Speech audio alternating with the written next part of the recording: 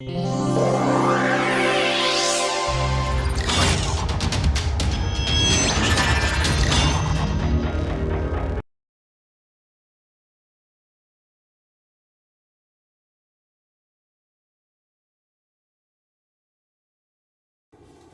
so today we will look at the fluid magnet analogy in a little more detail, and I'll introduce the so-called mean field critical exponents.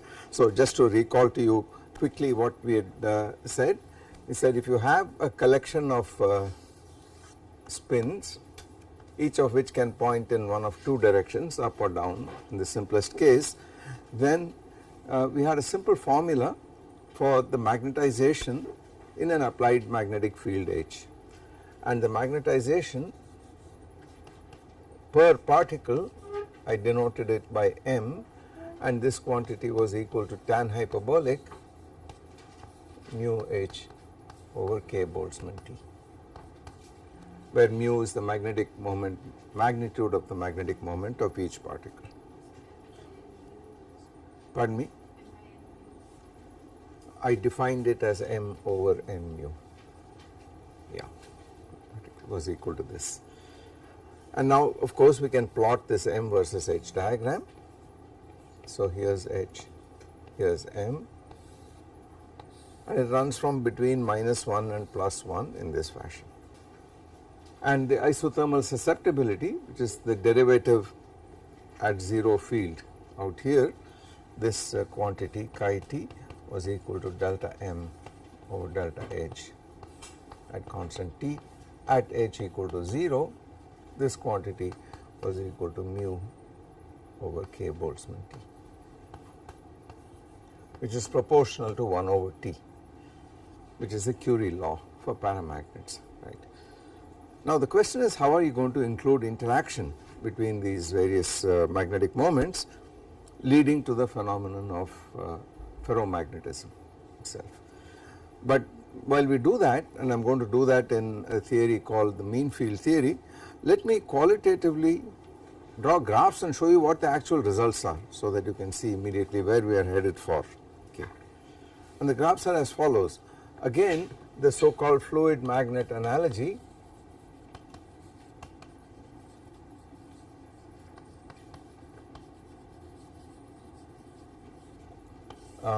which said that for a fluid you had P versus V, and these isotherms were things like this below the critical point, and then you had a critical isotherm of this kind, and above the critical point you had things like that. So this point, this inflection point, is VC, PC, and of course for Tc. So this is T equal to Tc isotherm, that's one thing. Corresponding to that, we have the m versus h diagram here in this fashion.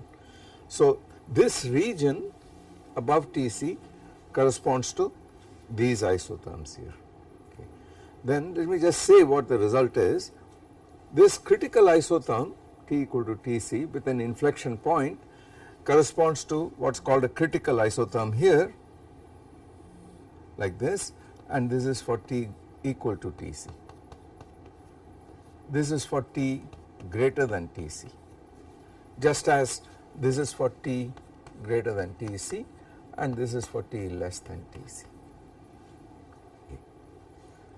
Of course you immediately see a difference, which is that while the pressure here at the coexistence region changes with the temperature, that does not happen here, they are all at the same point here. And now you can ask, what happens if you go below Tc for this system here? This model will not show anything because it is equivalent to the ideal, classical ideal gas. In other words, there is no phase transition, PV equal to RT, there is no condensation because there is no interaction between the molecules assumed. The moment you put in interaction between molecules, then condensation can happen if there is an attractive interaction, and there is, we know in real life, an attractive interaction at long range, and that is what is responsible for this condensation below Tc here. The same thing happens here, and we will see this explicitly. What happens actually is that you come till here and then you discontinuously jump out here. So this is an isotherm, this thing here, for T less than Tc. And all the isotherms for T less than Tc are of this kind. They have a discontinuity on the H equal to 0 line, and they jump down.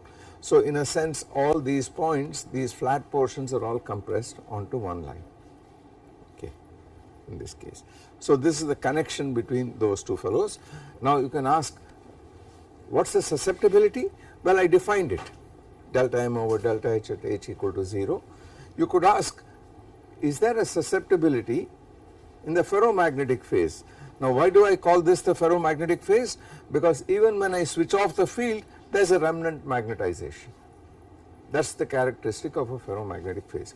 So if I switch off the field from the positive direction, at that temperature the system will show this magnetization, but if I switch it off from the negative direction, from the opposite sense of the field, it would show this value here, okay. Just as out here, if I decrease the pressure to this point, you would be here. If I decreased it on the gas phase, you would be here in exactly the same way. So it looks like the analog of the liquid phase and the gas phase here it has more symmetry. It is a magnet with the magnetization positive versus a magnet with magnetization negative here. The analog of the fluid homogeneous phase out here is the paramagnetic phase, when there is no magnetization at all. Okay. Now this becomes, yeah. It seems like carbon noise suddenly start doing something when the temperature is less than Tc. Yeah, so we will have to see what this Tc is and what the difficulty is. We are going to see this in some detail. Okay. What happens is, in a nutshell, his question is, does thermal noise start doing something at Tc or below Tc? And the answer is yes. It is the other way about. The interaction tends to align things. Beyond a certain temperature, the disorder effect wins and the ordering effect does not. That is essentially, in a very crude way, what happens. There is always thermal noise present, thermal fluctuations. The typical strength of a unit of thermal fluctuation is, in energy units, is kT. Now if the characteristic energy associated with ordering is much less than kT, then you are in the so called high temperature regime, which is disordered, and if it is small compared, if it is large compared to kT, then of course you are in the low temperature regime, okay. So ultimately, as we will see today, the strength of the interaction decides where this critical point, where the critical temperature is. There is always thermal noise, of course. Many other crazy things happen at the critical point, and that is why it is so hard to understand in elementary terms. One of the things that happens is, and this is the modern way of understanding, the correlation length of the system diverges at the critical point, and we will in fact establish that. We will see how it diverges today. Okay. So this picture has to be kept in mind, the PV and the M versus H. Then the next one was, in the fluid case, we had the fluid I am doing here. So we had the T here and we had P, and remember that this was liquid, this was gas, and this is the critical point. So this point is Tc, this is the critical pressure Pc. Okay. The question is, what is the analog of that here?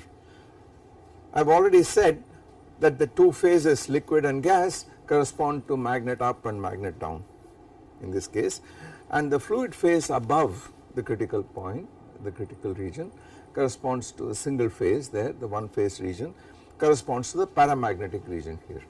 So what does the analog of that graph look like? Well, it is like this, and I will draw it here.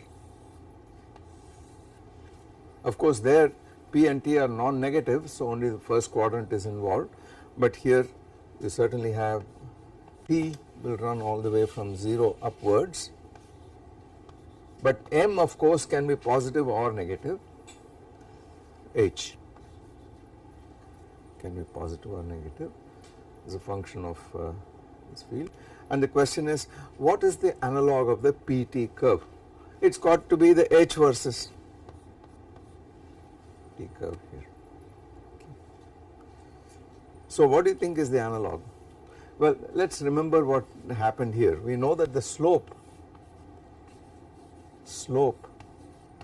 of coexistence line dp over dt equal to delta S over delta V.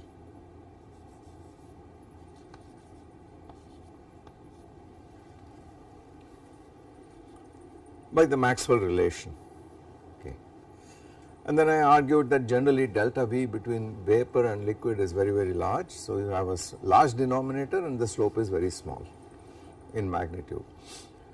It is also always positive, because if that stands for S entropy of gas minus entropy of liquid divided by volume of gas minus volume of liquid, specific volumes, then both numerator and denominator have necessarily to be positive and the slope is small. Here the same thing happens, but now you have this symmetry between up and down. Whatever you got here with a certain switching off the field here, exactly the same thing with a minus sign appears here. This is reflected here in this. Is completely symmetric. You can see in this graph that if you change the sign of H, you change the sign of M. So it is completely symmetric in this situation. Therefore, this graph has no choice but to be a straight line here. It cannot be in any particular direction, because if it were up, it would violate this up down symmetry. So it has got to be like that, and then at T, critical. And that is the coexistence line between a phase which is not liquid but ferro up. Let me just denote it by this, and this is ferro down.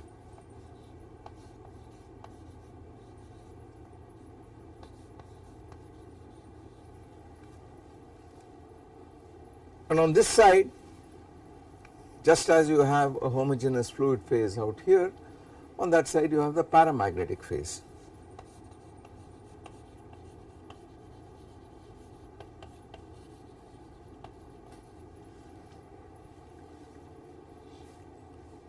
So you already see by symmetry that the slope here dH over dt of the coexistence curve must necessarily be 0, okay, right. I just argued this by words, saying that look, whatever happens up here, when we reverse the sign of the field, the magnetization changes, and it has got to be so. But we can now ask, no, let us just blindly apply the Clausius-Clapeyron equation. Let us just blindly apply the analog here. Then why should it be 0? dH over dt, that graph must have a slope which is delta S divided by delta what? What is the analog of the volume? The magnetization, delta M. And if this is 0, what does it mean? Well, delta M is finite, because this is M for 0 field and this is M from the negative side. So delta M, the denominator, is finite, it is this difference out here. But the numerator is 0, because how, after all, do you get this graph? How do you get a point here? You have a specimen like this in which everything can point only up or down. Then if this is, remember, this is an average magnetization over the whole sample. So it is clear that if you were at absolute 0 of temperature, you applied a field, infinitesimal field in the up direction, everything would align in the up, you would be here. Similarly, if you applied a negative field, you would be here. The reason you have this gap here that is not gone all the way up there is because of thermal noise, thermal fluctuations. So what you have is large islands of up, and then there are smaller regions of down, etc. As you bring the field down towards 0, this, on the average, there will be more pointing up than down, and you have a net up magnetization. As you lower the temperature further, it takes less and less field in order to align. So you're going, this intercept is going to move up. Ditto for the other side, move down towards -1. Now it is clear by this symmetry that the entropy of the system, which is a measure of the disorder in the system, is equal on both sides, because whatever domains you had here for upfield and down domains in the upfield, exactly the opposite happens in the case of a negative field. So these would become down and these would become up here. So it is not surprising that the entropy is 0, change in entropy is 0. The moment that happens, the slope here has to be 0, because the denominator does not vanish, the numerator vanishes by this symmetry. Okay. So that is a rigorous argument that this curve, coexistence curve between up and down, has to be flat here. It is a good thing it is flat, because you see, otherwise look at what will happen. Out here, if I start with a liquid at atmospheric pressure, say, and I heat it, I increase the temperature, it will boil once you cross 100 Celsius. So it will go across, so it will certainly boil, because you can go across this line out here. You could also get it into a gas form by dropping the pressure down this way, or anywhere across which cuts this line here. On the other hand, if you start here with ferro up and you just increase the temperature, it is going to go up like this. It is not going to transform into a magnet down without changing the field. You have to change the field to do that. On the other hand, you can boil water, it becomes gas without changing the pressure, but you cannot make an up ferromagnet, down ferromagnet without changing the field, just by increasing the temperature. So that itself tells you that this graph has to be flat by symmetry. But the analogy with that is really for para to ferro, which we are going to discuss now. We are now going to talk about para to ferro. That is a different matter out here, what is going to happen here. For that, I need the third of these graphs, and the third graph was, of course, in this case it was the density,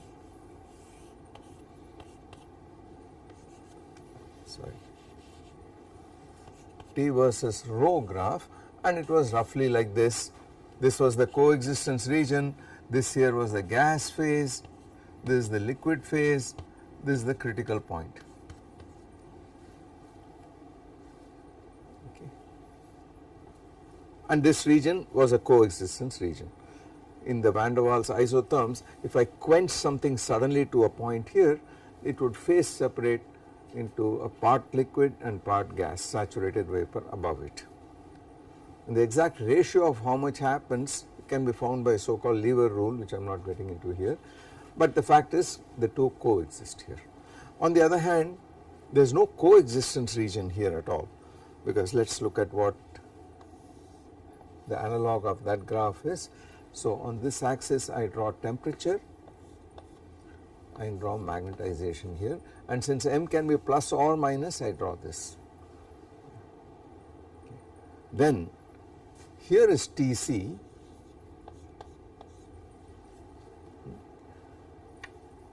first let us look at what happens if I have 0 field.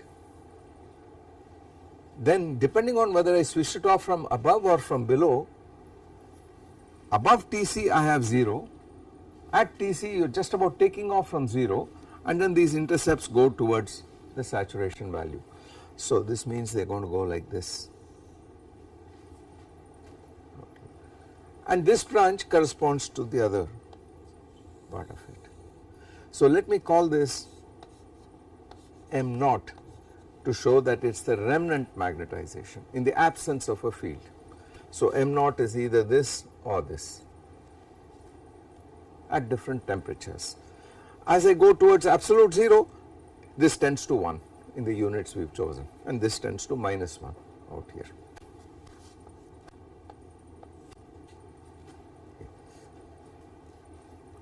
The reason we call it a continuous phase transition as opposed to a discontinuous phase transition is that when you boil liquid here, the density changes discontinuously.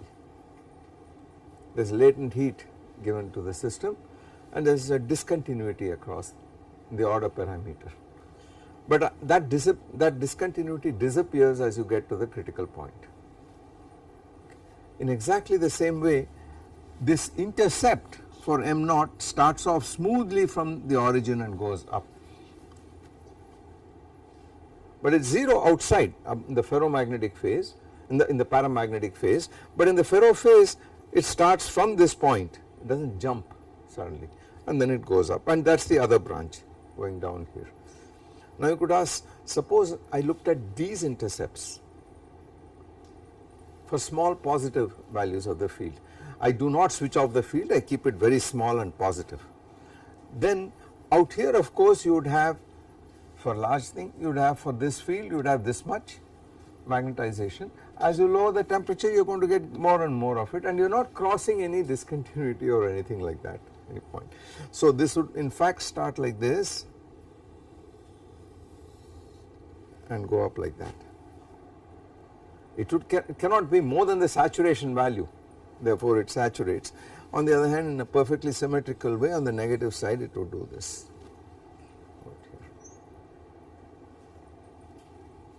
As you come down in the field to 0 and then go towards negative fields, the magnetization jumps discontinuously to this point and goes here. So you have a jump from here to here, and then it goes further down. Okay, so there is no coexistence region here. This region does not, because what happens essentially is that the free energy, if you plot the free energy, will have an unstable minimum, unstable extremum at that point. Okay. Since we are going to talk about Landau theory, let me say that right away. If you plot the free energy, the corresponding free energy F as a function of m, magnetization, then in the so called paramagnetic region this is in the absence of an external field. So F a function of m h t, and now I set h equal to 0.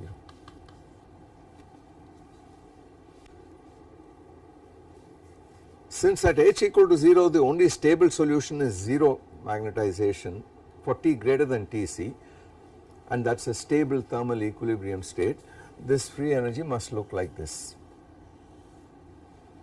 for t greater than Tc.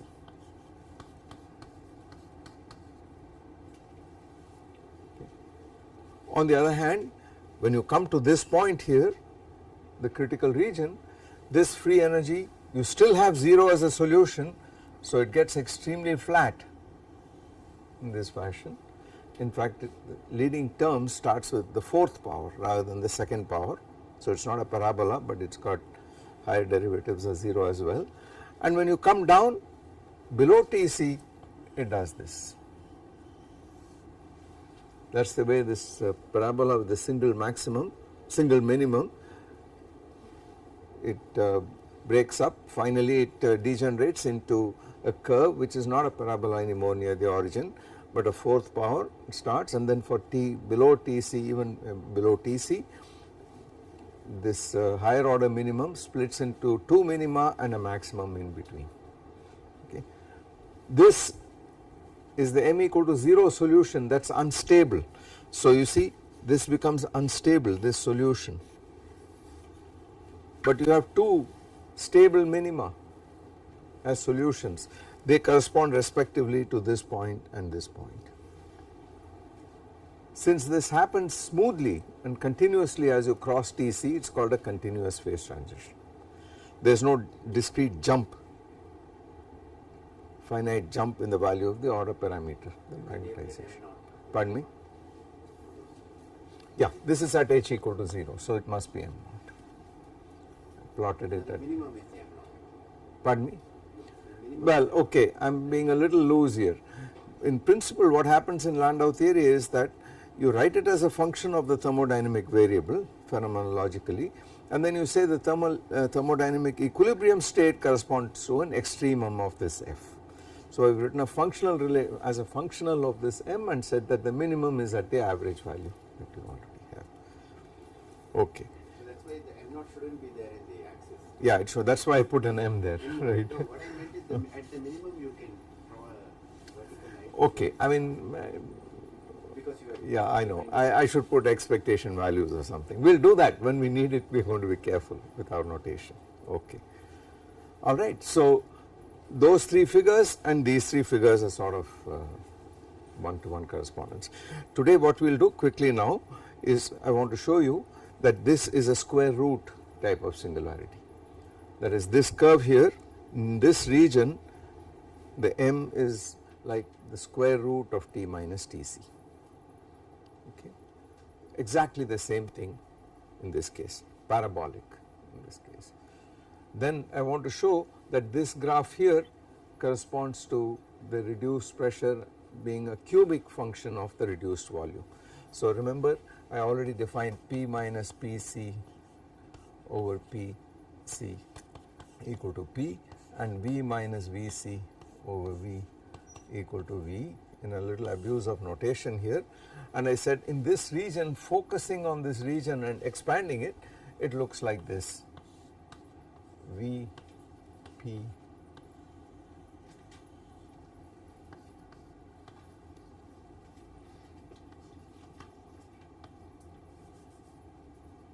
let's just write modulus, okay. Cubic curve. I want to show exactly the same way that at this critical isotherm, I'd like to show that H is proportional, it goes like m cubed on this critical isotherm, the curve that goes like this. 3 is a critical exponent, and I want to show that in both cases, okay, especially in this. All right.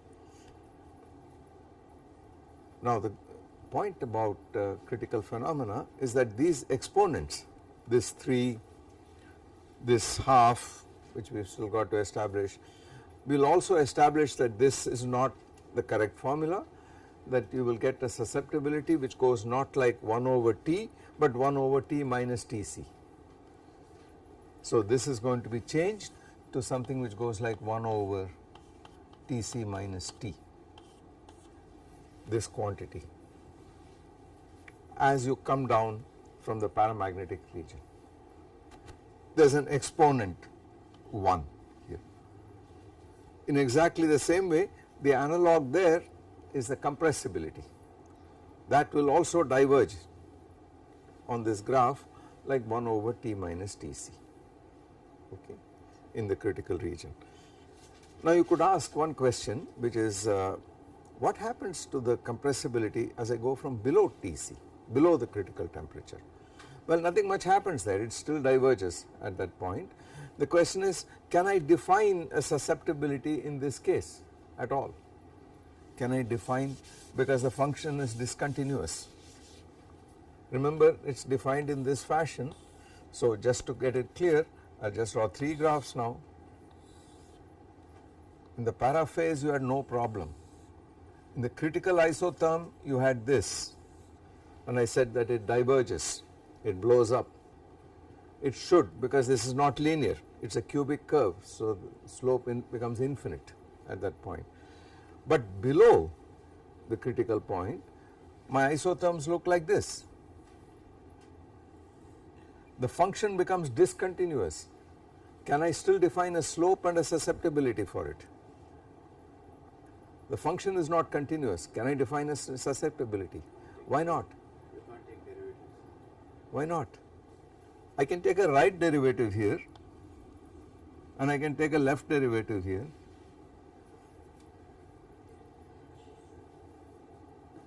Why not?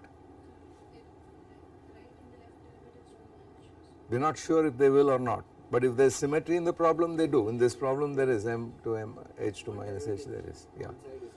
Yeah. So it is perfectly all right. You can therefore define a susceptibility.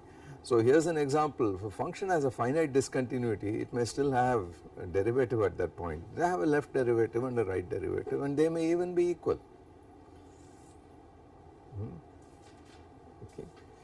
So it is perfectly all right in this case. All right. So these are things which we have to deal with now. So what we will do is, while we have a model here, we need to improve this model, and that is what I am going to do now. So we are going to take this model here and write it in a more sensible fashion and see whether we get the results we want or not. Here goes.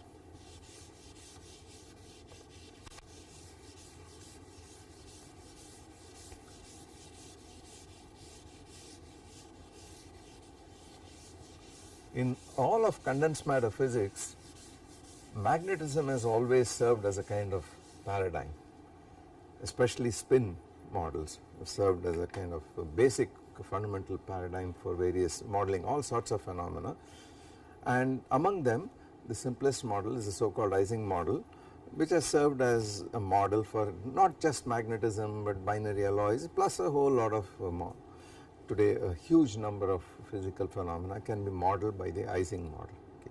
But I will try to motivate it in the simplest manner possible. What you start by saying is that if you apply an external magnetic field on a system of magnetic moments, these moments would try to align along the field. Lowest energy configuration is along the field, but in addition to that the moments may be interacting with each other. Okay. What is the simplest interaction between two magnetic moments?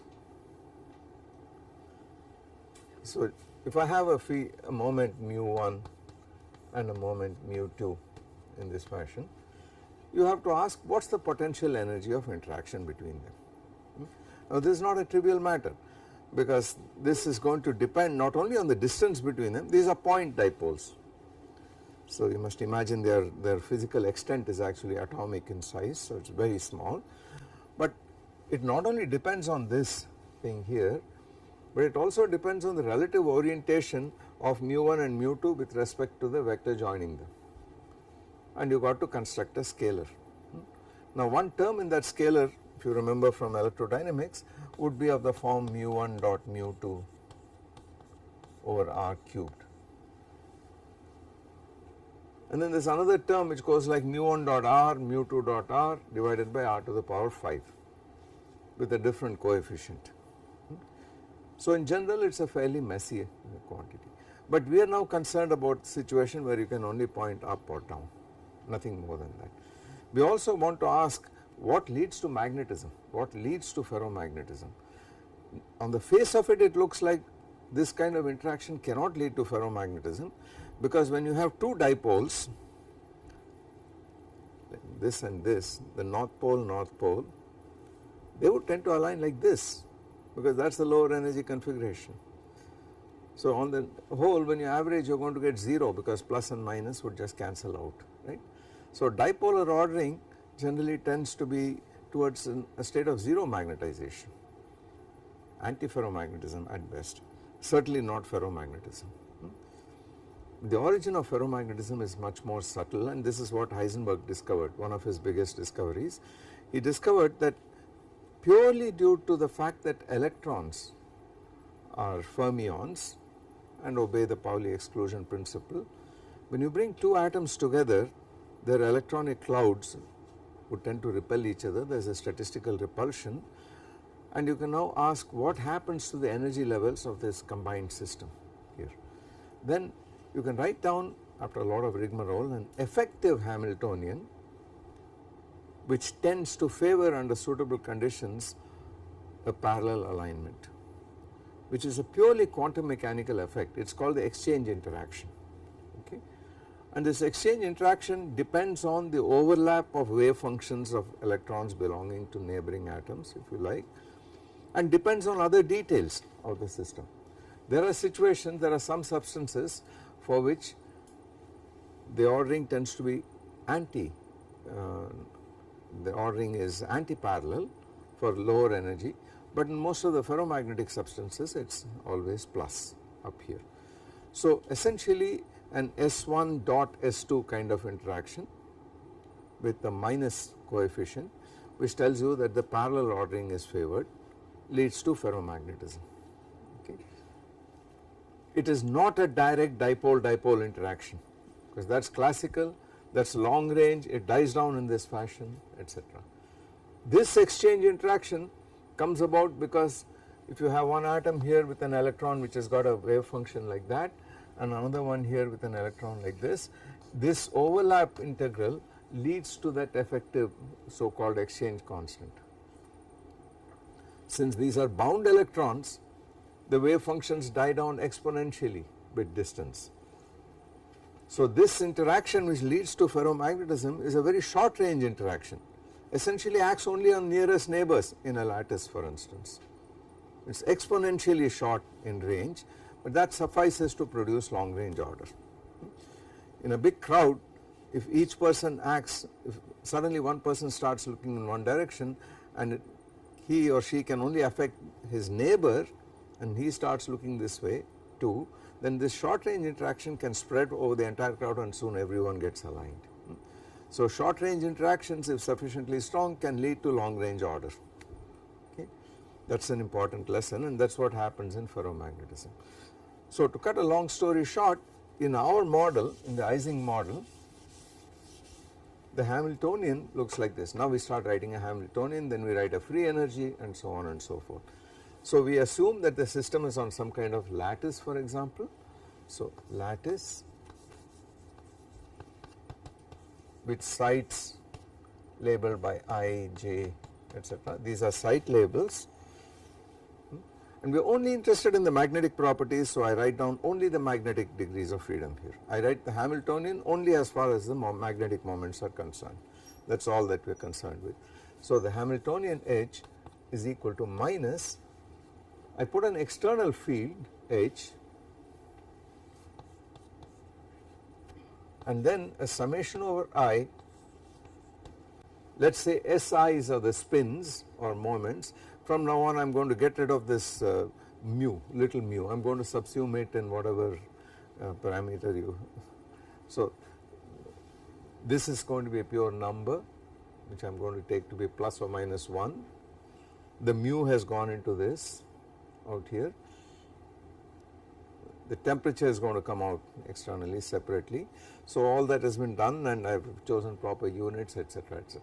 So it just makes the notation much simpler. So I have this minus, this is under a uniform magnetic field H across the entire lattice, minus a term which describes the interaction, which has nothing to do with the external field at all. And we are interested in ferromagnetic ordering, so that is minus 2 summation J, which depends on 2 sites at a time, the spins of 2 sites at a time. So I and J, J, I, J, the strength of the interaction or overlap integral depends on this I and J out here, and then an SI, SJ. Since I have assumed only one direction of magnetization, one axis, everything is a scalar here. Otherwise I would have to put vectors, these would be operators, then you have a quantum mechanical 3-dimensional problem for the spins, which would be horrendous. We are now doing just what is needed, the essential part of the physics as far as magnetism is concerned for our purposes at the moment. Okay. I will assume that each SI equal to plus or minus 1. Okay. And I am going to take traces. Now if I have n of these spins, then since each SI is plus or minus 1, I have 2 to the n possible microstates. Whenever I say trace, I mean trace over all the possibilities. Okay. And of course we will put in the Boltzmann factor very shortly here. This thing is called an exchange integral, and I already said that since this is a quantum mechanical effect and the interaction range is very short, I and J have to be nearest neighbors, otherwise you do not have an interaction at all. That is generally denoted by putting a bracket like this. This means I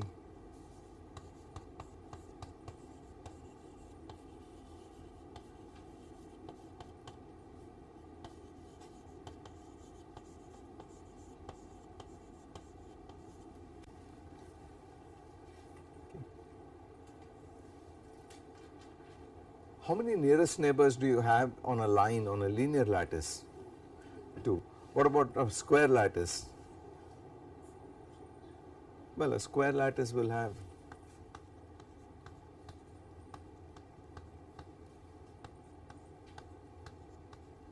etc. So if this site has a nearest neighbor 1, 2, 3 and 4.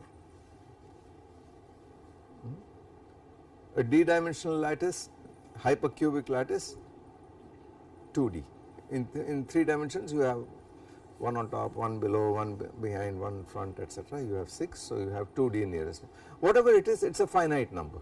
That is very crucial, it is a finite number. Otherwise you are finished, you will see as in a second you will see that is not true, you are finished. Why do I say that you are finished if it is not true? Because you take the expectation value of this guy, you have to average over all the sites, over all possibilities.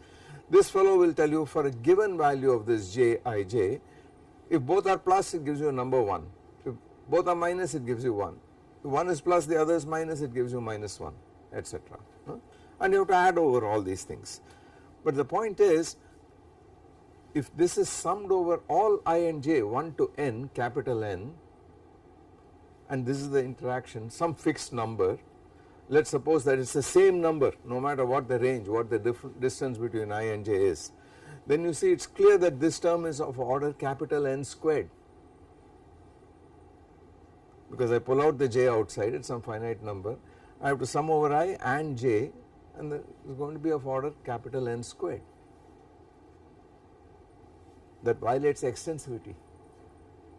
This has got to be linear in the system size. Okay. So an infinite range interaction with the same interaction strength is going to finish you off. It has to drop down. It has to drop down. So that is not even a thermodynamic system. Once I put nearest neighbors, there is no problem, it is a finite number. I go one step further and say this guy is a constant across the nearest neighbors. In other words, this interaction is the same as this, is the same as this, is the same as this everywhere. And what is the job? The task is to say, oh, this whole thing is put in a heat bath, and I am going to find the partition function is trace e to the minus beta h. This trace stands for saying that the set Si is equal to plus or minus 1.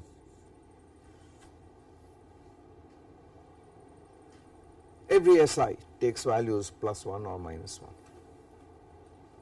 and I have to find this whole thing. Now why is this such an impossible task? By the way, you can do this in one dimension on a linear chain with some suitable boundary conditions, but you can't do this in higher dimensions so easily.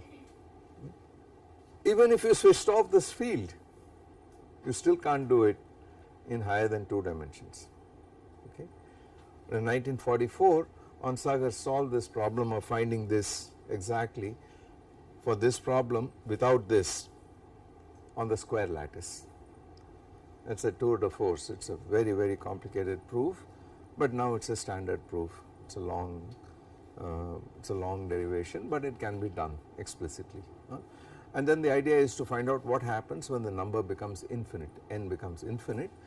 As long as n is not infinite, you can't get any singularity, because remember, oh, by the way, I should also say the free energy is minus k Boltzmann T log z, and then once you have the free energy, all thermodynamic quantities can be computed. Their variances, everything can be done in equilibrium statistical mechanics. What is the complication? The complication is this: because you have that interaction, you have to enumerate all possibilities. The possibilities of this will affect what happens here, but the possibilities of this will affect what happens here, and therefore here, and so on. So it is an extremely complicated problem, and there are very, very few exactly solved statistical mechanical problems. This is called the 2-dimensional Ising model. Okay. No one has succeeded in doing it with the field present, and no one has succeeded in doing anything beyond 2 dimensions. In 3, no one knows how to do this. It's probably not doable in this form anyway. Okay. Now our task is going to be much simpler. We are simply going to argue that each magnetic moment in the ferromagnetic phase will see an effective magnetic field due to the fact that all its neighbors tend to be aligned in the direction of the field. Okay. So this term is going to be replaced by an effective term. We want to eventually find the expectation value of this to find the internal energy, because that is the expectation value of the Hamiltonian with respect to this weight function.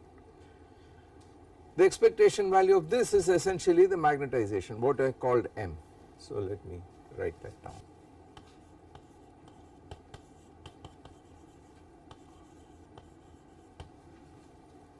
Definition. In the units I have chosen, I have put mu, I have subsumed it inside this constant, inside the field, etc.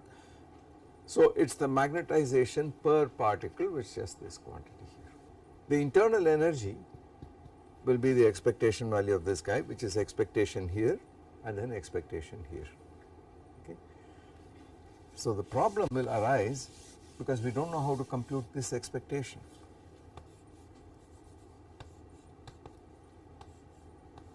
The m comes out here, and by the way this is independent of I, because in an infinite lattice every magnetic moment is the same as every other moment on the average, but you have this quantity here.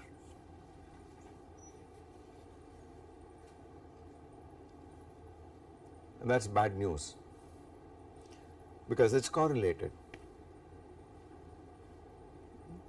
So what this assumption of mean field theory does is the same as the van der Waals approximation in the gas case, is to say that this thing here, if you look at a particular site I look at this particular site I, then J runs over all its nearest neighbors, and as far as this is concerned I can replace this Sj here by the expectation value of this Sj. Okay. So if I make that approximation, then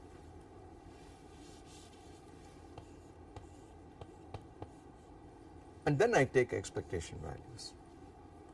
But of course there is nothing to take expectation value here because already an average.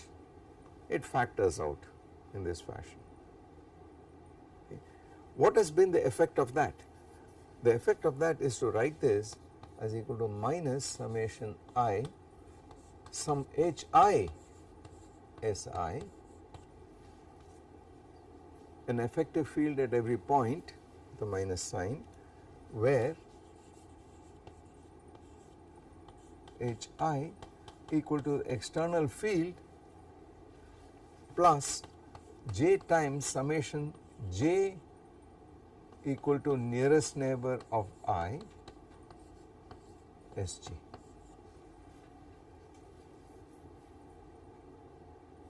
So essentially it is as if I have put this spin here in a field which is not only the external field H, but also the internal field due to the fact that these guys have got a magnetization on the average. So it has been put equal to Sj here. So it adds to the external field, some effective field. Okay. This is called the molecular field approximation. This is the old famous Weiss molecular field approximation.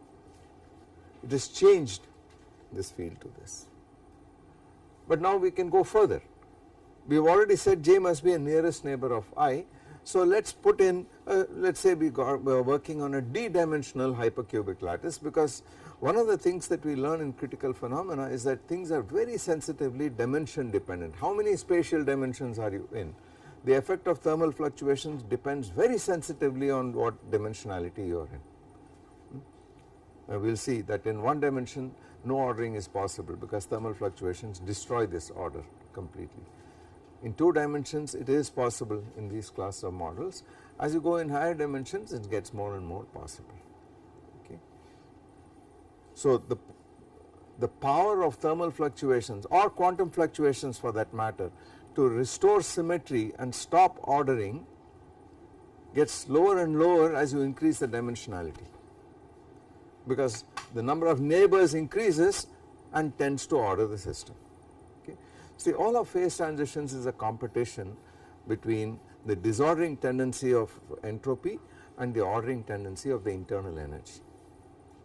Okay. So you have F, this is with just a heuristic argument, you have U minus Ts, this will tend to order, that will tend to disorder, and the competition between the two will decide the minimum of F that you are at. At low temperatures, sufficiently low temperatures, this is low and you win, and the system has a minimum controlled by the internal energy. On the other hand, at sufficiently high temperatures, that wins and you have a disordered state. Okay. So that's really all that's happening, but that's saying it in very, very bare bones. The rest of it is a matter of detail to work things out, but it's worth remembering this. So what does this become? There are 2D nearest neighbors and each of them has the same exchange constant J, and this is M itself. So this is equal to H plus 2DJ M. This fashion. We call it H effective. H, yeah, but it was for each side, so H effective.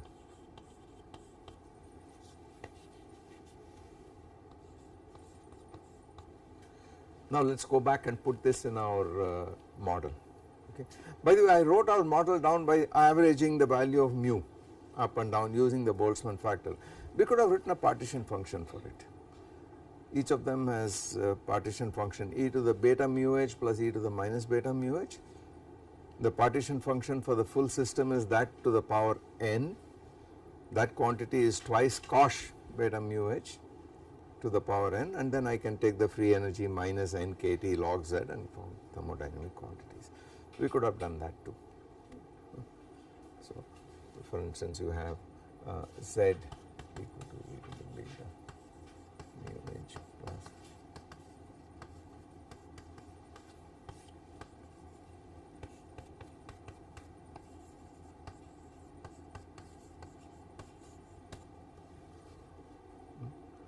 the magnetization M equal to, it's after all a Legendre transform. Remember that you have the free energy which has a minus S dt minus a V dP or P dV depending on which free energy you are talking about. Since we are using H as the control parameter, we are using P, it's the analog of the Gibbs free energy. So there is going to be a minus M dH.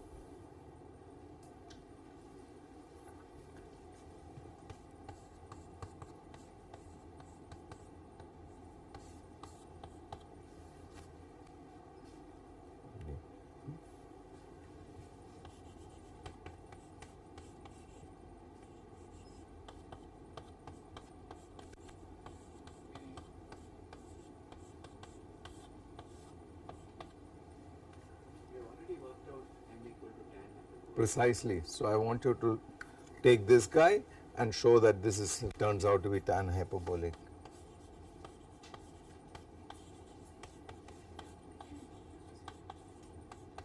Exactly. I just argued saying that if it's up the magnetic moment is mu, if it's down it's minus mu. We took the average with the Boltzmann factor and did it directly, but you can go through the rigmarole here. By the way, this is helpful because we can write a formula for the susceptibility which we are going to use. So chi T equal to delta M over delta H at constant T and zero field. So we can write it from this. We can write one more thing. This is equal to minus 1 over n delta M over delta H. So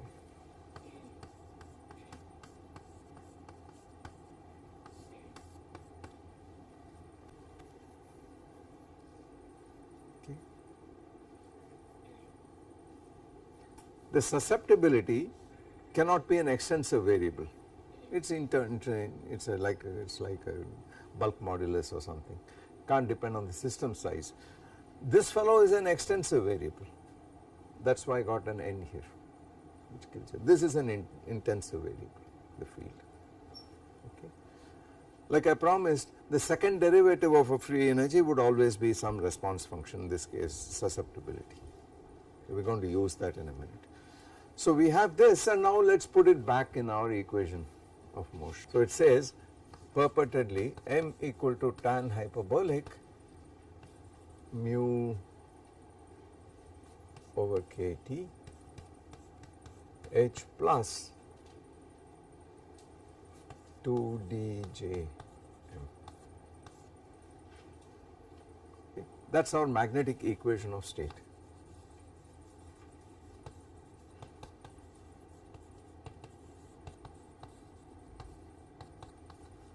This is our van der Waals equation. if you like, in this mean field theory. First order of business, let us find out what is TC in this. Let us find out what is the spontaneous magnetization. So, spontaneous magnetization, what are those intercepts?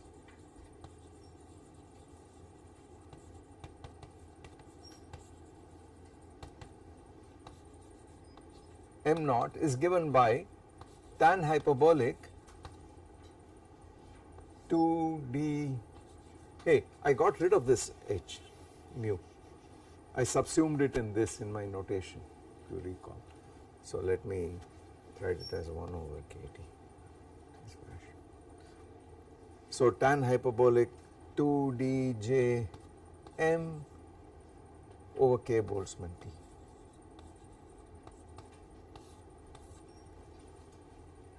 M naught. I put h equal to 0. By the way, this is an equation which is a transcendental equation. You got a power of m here, an algebraic function, you got a transcendental function. So you can't solve it in explicit closed form, only numerically you can solve this. But we can solve for what happens when h is 0. Those are those intercepts in the m versus h graph. Well, it's equal to this. And the question is, does this thing have any solutions or not at all? Right? So let's plot both sides. So I plot m naught, the left hand side is m naught itself,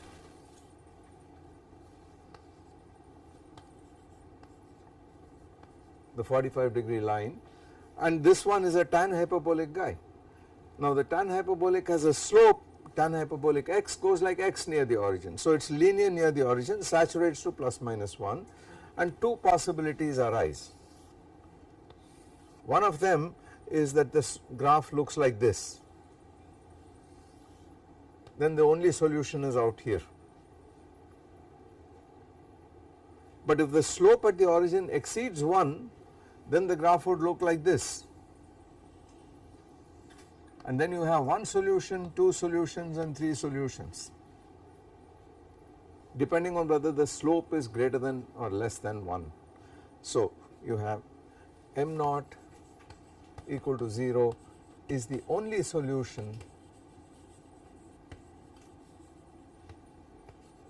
as long as the slope at the origin, which is 2dj over k Boltzmann T, is less than 1, or T greater than Tc, which is equal to 2dj over k Boltzmann.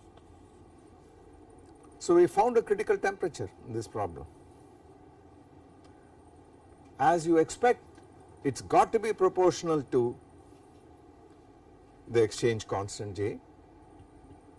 The greater this is, the higher the temperature at which disorder will set in, and it depends on the dimensionality through the number of nearest neighbors here.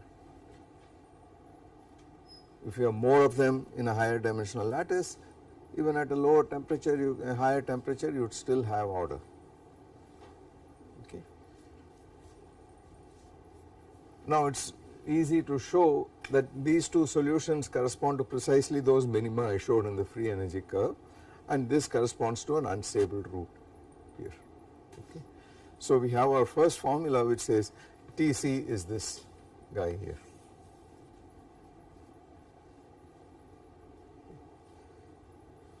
Now we put that back here, so I can write this magnetic equation of state as equal to tan hyperbolic h over k Boltzmann T plus, now 2dj over k Boltzmann is Tc, so m Tc over T. And now you see what happens as you lower the temperature further and further. As you lower the temperature, this slope guy goes up more and more.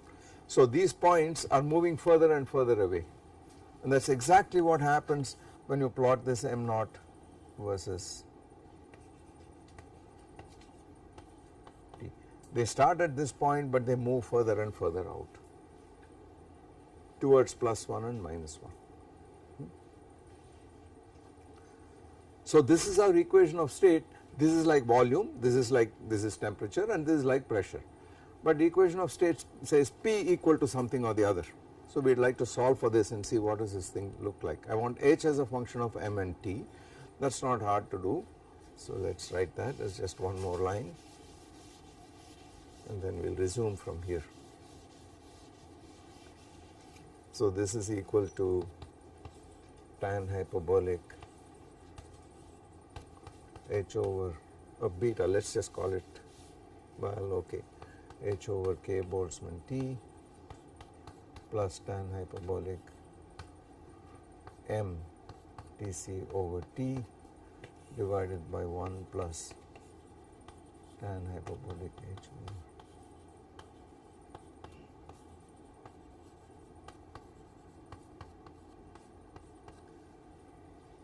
just use the formula for the tan hyperbolic of A plus B, and then let us so this is equal to M.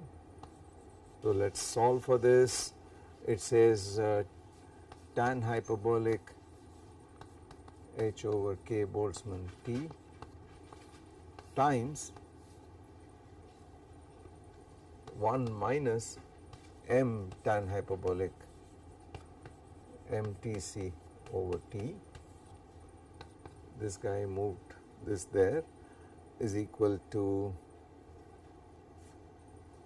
M minus tan hyperbolic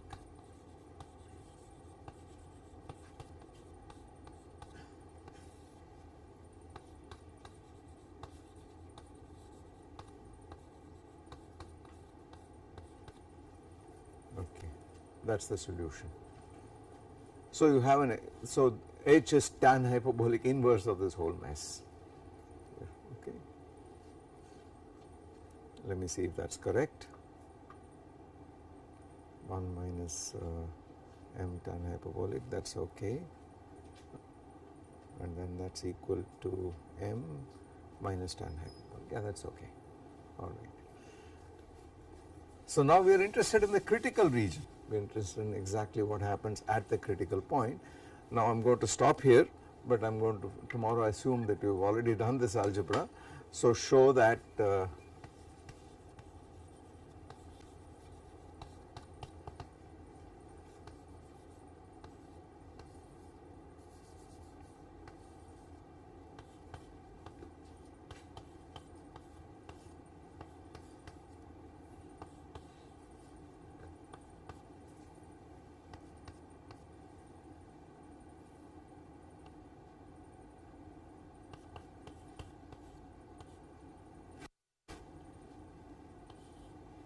as you approach Tc from below, show that it goes like a square root out there. Then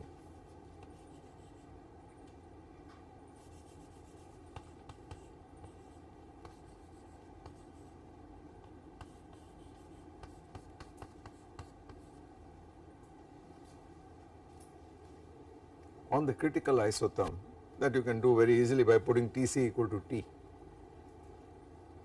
Then all this goes away, and you have to show that H is proportional to T cube, M cubed, the second one.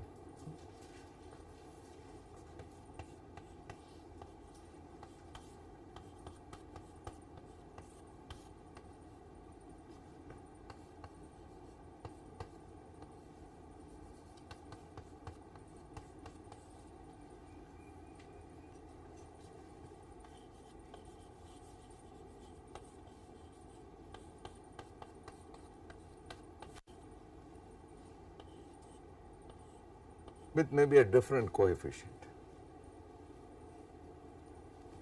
So all you have to do is to solve this self-consistently in each case. Okay. Now what this means is that the susceptibility will look like this: chi T versus P, and this is Tc, this susceptibility.